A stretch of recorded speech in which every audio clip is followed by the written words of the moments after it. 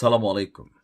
গোপালগঞ্জ, টুঙ্গিপাড়া, সারা বাংলাদেশে আওয়ামী লীগের যেই বেশ কয়েকটা ঘাঁটি বা দুর্গ বা ৫ই আগস্ট পরবর্তী সময়ে যে কোনো পরিস্থিতিতে ইনস্ট্যান্টলি যে এলাকার মানুষগুলো রিয়েক্ট করে সেটা হচ্ছে শেখ হাসিনার সেই গোপালগঞ্জ, টুঙ্গিপাড়া। এরপরও আছে ফরিদপুর সহ আরও বেশ কয়েকটি এলাকা যেখানে আহ, ধরেন সরকারে ক্ষমতায় আওয়ামী লীগ না থাকলেও যখন কোনো রকম বড় আন্দোলনের কথা হয় সেখানে আপনি দেখছেন যে ফরিদপুরে কিভাবে দেশীয় অস্ত্র তারপর হচ্ছে ঢাল এগুলো নিয়ে অনেকেই শেখ হাসিনার পক্ষে রাজপথে নেমেছিলেন, অর্থাৎ দুর্ভেদ্য একটা দুর্গ।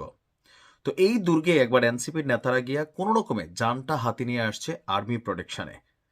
গোপালগঞ্জে এখনো আওয়ামী লীগের আধিপত্য হিউজ পরিমাণ আছে, তবে প্রশাসন একটা জিনিস কিন্তু এই মুহূর্তে আপনি আওয়ামী লীগের সময়টার সাথে একটা জিনিস আপনি খুঁজে পাবেন মিল, সেটা হচ্ছে কি আওয়ামী লীগ মাঠে যতটা শক্তিশালী ছিল না, প্রশাসনের সাপোর্টে আওয়ামী লীগ এর চেয়ে বেশি শক্তিশালী ছিল। এখনো বাংলাদেশে এই সরকারের বা বিএনপি জামাতের যে শক্তিটা দেখা যাচ্ছে সেটার পেছনে একটা বড় শক্তি কিন্তু হচ্ছে প্রশাসন। কারণ সরাসরি একটা মানুষকে আপনি মারতে পারবেন না মব করে প্রতিদিন একটা মামলা দিয়া, যে কোনো একটা মামলার আসামি বানাইয়া পুলিশ তাকে তুলে নিয়ে যেতে পারে। পুলিশের বিরুদ্ধে আপনি হাত দিলে আপনার ক্রস ফায়ার করে দেওয়া হবে। এটা আওয়ামী লীগের সময় ছিল। এখনো অনেক জায়গায় এই প্রশাসনের শক্তিতে অনেকেই বলিয়ান, কিন্তু রাজনৈতিকভাবে মনস্তাত্ত্বিকভাবে আওয়ামী লীগ যে একটা কি বলা হয় যে ধরেন একটা আহ, জাতিগত তাদের একটা অস্তিত্ব তৈরি করছিল, সেই জায়গা থেকে এবার ভিন্ন রকম আরেকটা খেলা আমরা দেখতে পাচ্ছি। আর খেলাটা শুরু হচ্ছে বিভিন্ন জায়গার পরে এবার গোপালগঞ্জে আমি দেখতে পেলাম। বাংলাদেশ আওয়ামী লীগকে রাজনীতিতে ফিরে আসতে একটা লম্বা চূড়া সময় লাগবে। যারা ভাবছেন যে শেখ হাসিনা চলে আসবে ২-৪ সময়ের, ভাই আপনি দেখতে থাকেন, আমরাও জীবিত আছি। আসবে না, এখন সম্ভবই না। কারণ হচ্ছে কি, একটা সরকার যখন রাজনৈতিক সরকার ক্ষমতায় বসবে, তো এই যে দেখেন ডক্টর ইউনূস ৪ দিন আগেও ভালো ছিলেন সবার কাছে, কিন্তু যেই তিনি চেয়ারে বসছেন তখন এখানে অনেক কিছু কানেক্ট হয়ে গেল। তো এই মুহূর্তে বিএনপিও অতীতের রাজনৈতিক দল হিসাবে তাদের অনেক ব্যর্থতা আছে। দীর্ঘদিন সরকারের বাহিরে ছিলেন, আবার সরকারে আসবেন, এখানে আনলিমিটেড ক্ষমতা আসবে, টাকা পয়সা আসবে, অনেক কিছুই কানেক্ট হয়ে যায়, তখন অনেক কিছু দিগ্ভ্রান্ত হয়ে যায়। আর বাংলাদেশের ইতিহাস বলে যতগুলো সুষ্ঠু নির্বাচন হয়েছে, সেই সুষ্ঠু নির্বাচনগুলোতে ক্ষমতাসীন দল যত খারাপ ভালো কাজই করুক, পরবর্তী সময় তাদেরকে জনগণ আর ক্ষমতায় নিতে চায় না। তো আওয়ামী লীগ আমরা ধরতে পারি মিনিমাম ৩ টার্ম অথবা ২ টার্ম, যখনই ব্যাক করে এই সময়টা লাগবে। এখন এই যে লম্বা চূড়ার সময় দলীয় রাজনৈতিক কর্মকাণ্ড চালাই যাওয়া, অথবা লোকালি অনেকে নিজেদের ব্যবসা বাণিজ্য, আওয়ামী লীগের সময় ছিল না, বিএনপি জামাতের অনেকে আওয়ামী লীগের সাথে সেট আপ দিয়ে চলছে, কেন? কোটি কোটি টাকা বিনিয়োগ করছে দেশে, তাদের ব্যবসা বাণিজ্যের একটা অস্তিত্বের বিষয় আছে, অনেকগুলো মানুষের রিজিক। সো সেই ক্ষেত্রে কিন্তু একটা অ্যাডভান্টেজ দিয়া দিয়া তারা সেটেলমেন্টে ছিল। এখন এই সেটেলমেন্টটা যখন ৫ই আগস্ট পার হলো, তখন আমরা দেখলাম যে আওয়ামী লীগের মধ্যে কারা কারা আসলে গুপ্ত ছিল। এখানে অনেক জায়গায় দেখছি যে আওয়ামী লীগ ছিল কিন্তু এখন তারা বিএনপিতে যোগদান করতেছে, আওয়ামী লীগ ছিল এরা জামাতের নেতা ছিল। তো যেভাবে আওয়ামী লীগের মধ্যে তারা মিশে গেছিল, এখন আওয়ামী লীগের নেতাকর্মীরাও তাদের রাজনৈতিক স্বার্থে অথবা লোকাল ব্যক্তিগত স্বার্থে আপনার তারা নিজেরাও অনেকে বিএনপির মধ্যে যোগ দিচ্ছেন। এমনকি আমি নিশ্চিত করে বলতে পারি, কখনো আওয়ামী লীগ ফিরে আসছে, শেখ হাসিনা ফিরে আসছে শোনার পরে এই মানুষগুলো সবার আগে দৌড় দিয়া আসল আস্তানায় যাবেন। এখন যেমন জামাত এবং বিএনপিকে আপনি দেখছেন যে দৌড়ে সবাই সাবেক আওয়ামী লীগ, সাবেক ছাত্রলীগ, সাবেক এটা, তারা কিন্তু এখন তারা তাদের নিজ নিজ দলে ফিরে যাচ্ছে।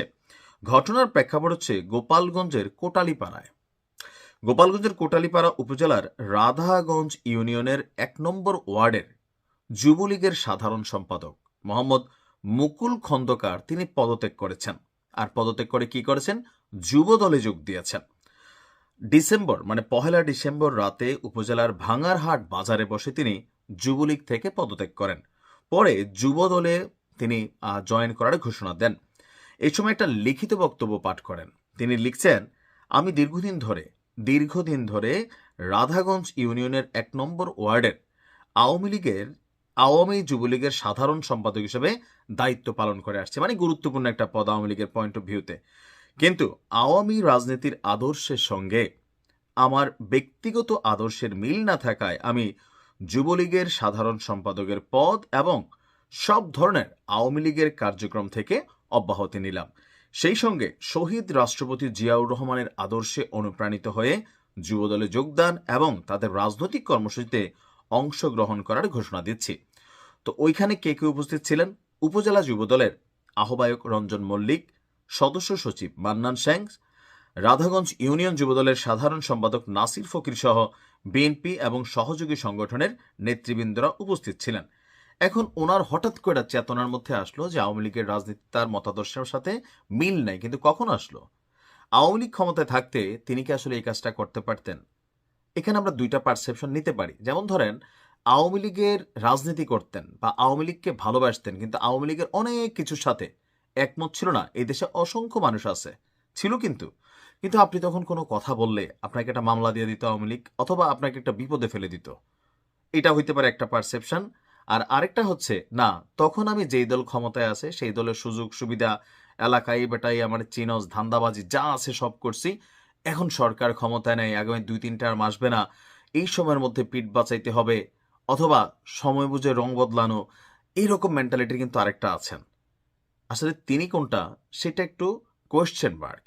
গেল 2-3 দিন আগেও দেখলাম 200 জনের আওয়ামী লীগ নেতাকর্মী তারা বিএনপিতে যোগদান করছেন। বিএনপিও সামনে নির্বাচনকে মাথায় রেখে যে আহ, ভোটের যে বাক্সটা, এটাতে এনসিপিরও নজর, বিএনপিরও নজর, জামাতেরও নজর। আপনি যদি আজকের দিনে যতই বলেন এই দেশে আওয়ামী লীগ নাই, তারপরে আওয়ামী লীগের ভোটার এখন পর্যন্ত কিছু তাদের অথরাইজড ভোটার, তাদের পরিবার, এই সংখ্যাটা 20-30%, যারা এখনো যদি আওয়ামী লীগ নির্বাচনে আসে এই ভোটটা আওয়ামী লীগ পাওয়া যাবে। আপনি এদের মন মস্তিষ্কে কখনোই anti Awami League, anti Hasina, anti Bangabandhu যে কোনো রূপ রং দিয়ে আপনি তাদেরকে ম্যানুপুলেট করতে পারবেন না।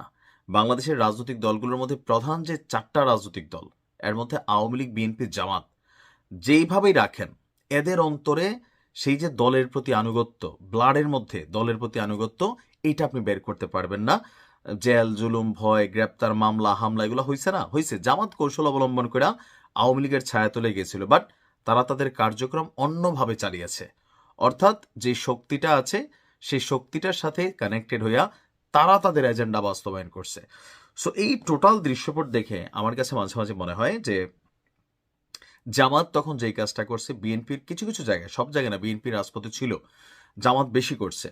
তো একই স্টাইলে আওয়ামী লীগকে এরকম পরিকল্পনা করতে পারে না যে ঠিক আছে, মাঠের তো শক্তি দরকার, সময় বুঝা তোমরা টিমের মধ্যে ব্যাক করবা, অথবা সময় বুঝে তোমরা সাপোর্টিং এর জায়গাটা রাখবা। এটা কিন্তু অস্বাভাবিক কিছু না। এখন সব মিলিয়ে যার যার একটা রাজনৈতিক পরিকল্পনা আছে, সেই পরিকল্পনা বাস্তবায়নে আওয়ামী লীগ আওয়ামী লীগের মতো চলছে, বিএনপি বিএনপির মতন। আর যেহেতু সামনে নির্বাচন, সবারই টার্গেট আওয়ামী লীগের ভোট ব্যাংক। এবার এটাকে যার যার মতো করে জয় করার জন্য তারা তাদের কৌশল অ্যাপ্লাই করছেন। অপরদিকে আওয়ামী লীগও রাজনীতিতে কিভাবে ফিরে আসা যায়, ছলে বলে কৌশলে তারাও কিন্তু তাদের অবস্থান থেকে কাজ করে যাচ্ছেন। ভালো থাকবেন।